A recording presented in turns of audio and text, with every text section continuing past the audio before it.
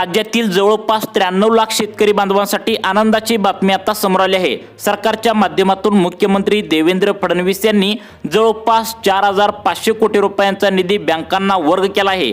अतिवृष्टीमध्ये ज्या शेतकऱ्यांना नुकसान झाले होतं त्यांना पैशांचं वितरण मागील 2 महिन्यापासून वितरण करणं बाकी होतं, त्या सर्व शेतकरी बांधवांना आजपासून पैशांचं वितरण त्यांच्या बँकेच्या खात्यावरती होत असल्याचं मुख्यमंत्री साहेबांनी सांगितलं आहे।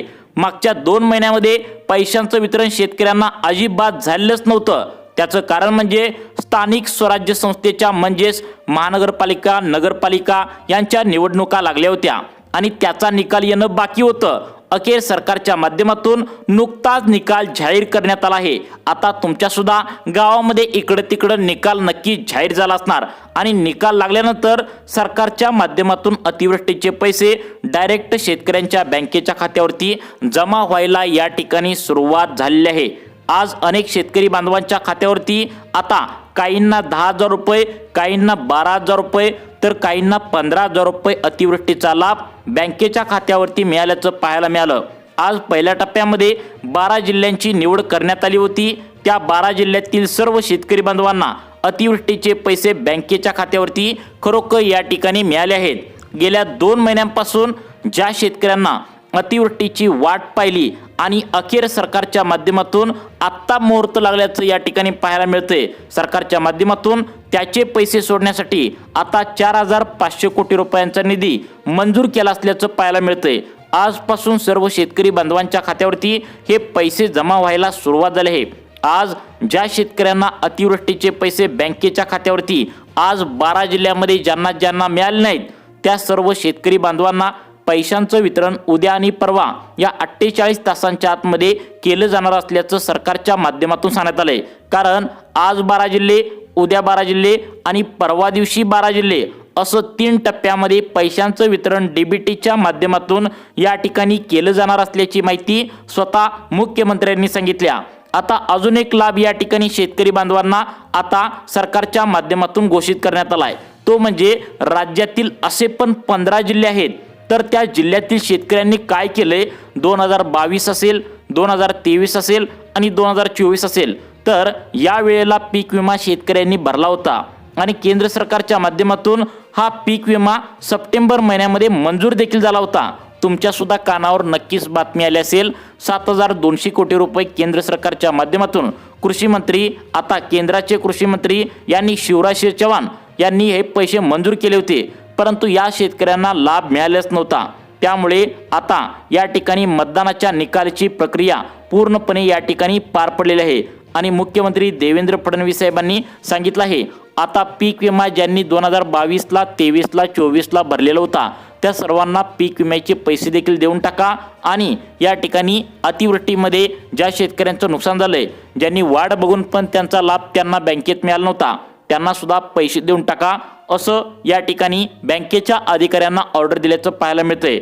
मुख्यमंत्री देवेंद्र फडणवीस साहेब म्हणाले, माफ करा शेतकरी बांधवांनो, आम्हाला त्या ठिकाणी मागील 2 महिन्यांची प्रतीक्षेमध्ये तुम्ही होता परंतु पैशांचं वितरण देता आलं नाही।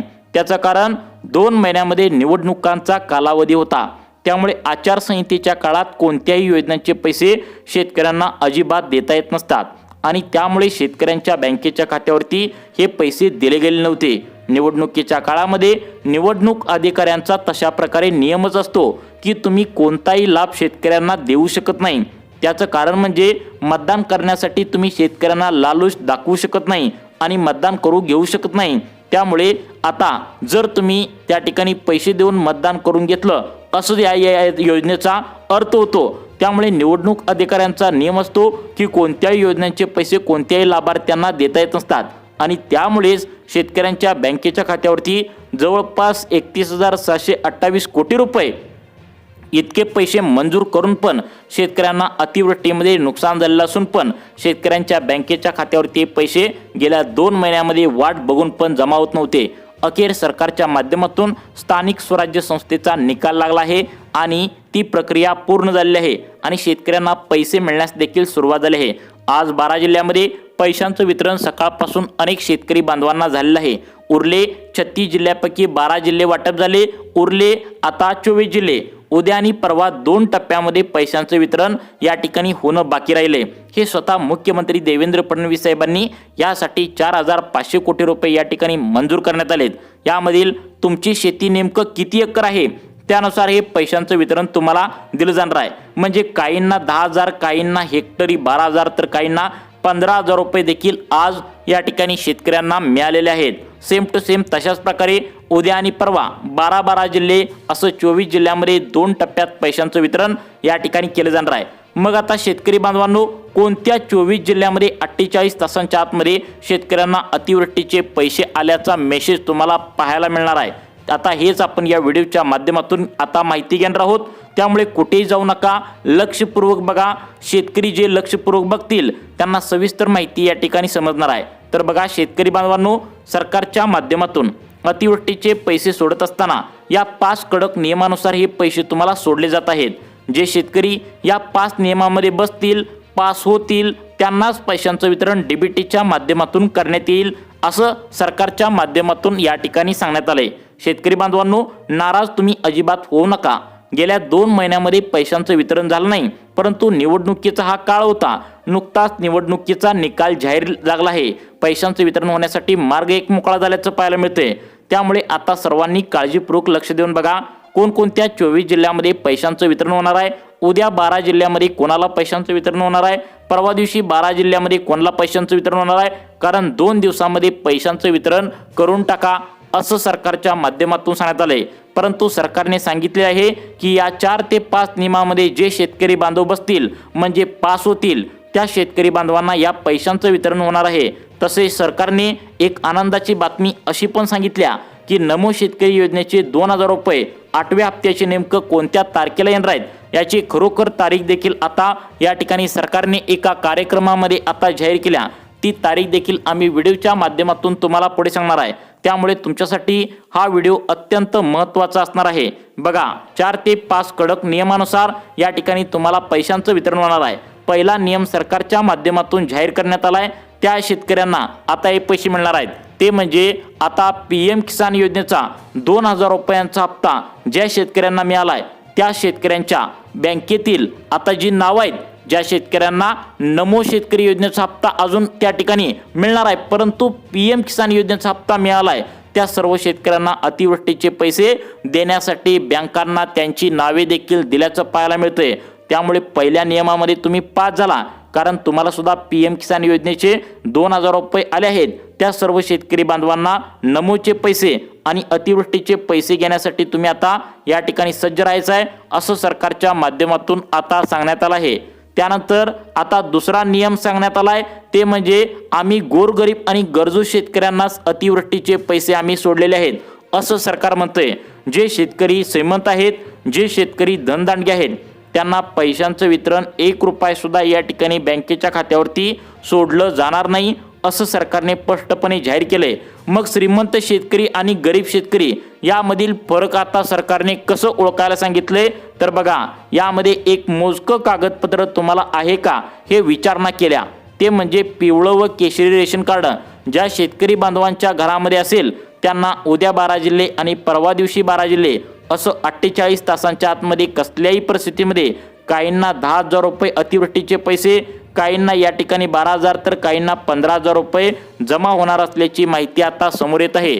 त्यामुळे 24 जिल्ह्यामध्ये पैशांचं वितरण कोणाकोणाला मिळणार आहे हे तर तुम्हाला सांगणारच आहे। आणि नमो शेतकरी योजनेच्या 8व्या हप्त्याचे 2,000 रुपये नेमकं किती तारखेला येणार आहे ही तारीख देखील सरकारच्या माध्यमातून आता सांगण्यात आल्या।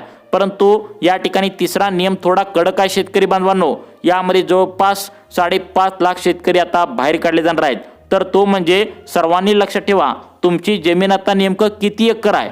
तुमची जमीन जर जास्त असेल तर सरकार तुम्हाला कोणत्याही योजनांचा लाभ इथून पुढे अजिबात देणार नाही। यासाठी तुम्हाला मोजके एक कागदपत्र सरकारने आहे का चेक करायला सांगितले, ते म्हणजे 7/12 उतारा।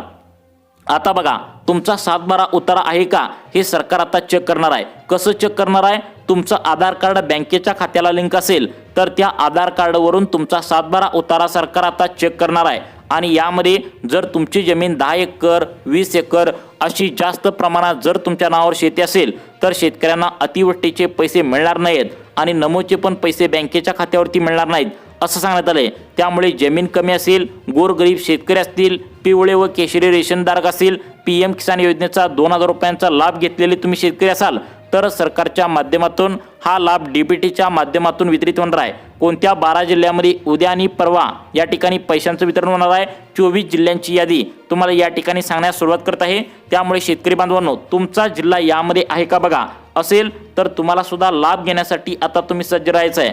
यामध्ये आता यवतमाळ, वर्धा, बुलढाणा, अकोला, वाशिम, आता अमरावती, हिंगोली, लातूर, परभणी, धाराशिव, बीड, नांदेड, जालना, छत्रपती संभाजीनगर या जिल्ह्यामध्ये आता अतिवृष्टीचे पैसे या ठिकाणी जमा करण्यात येणार आहेत। आता नमो शेतकरी योजनेचा हप्ता नेमका कधी येणार तर लक्षात ठेवा शेतकरी बांधवांनो, तुम्हाला 1 जानेवारी 2026 या दिवशी नमो शेतकरी योजनेचे पैसे मिळण्याची शक्यता वर्तवण्यात आली आहे। तुम्हाला अशाच प्रकारचे नवनवीन अपडेट पाहण्यासाठी आपल्या लाईफ चेंज मोटिवेशन या चॅनलला आत्ता सबस्क्राईब करा। धन्यवाद।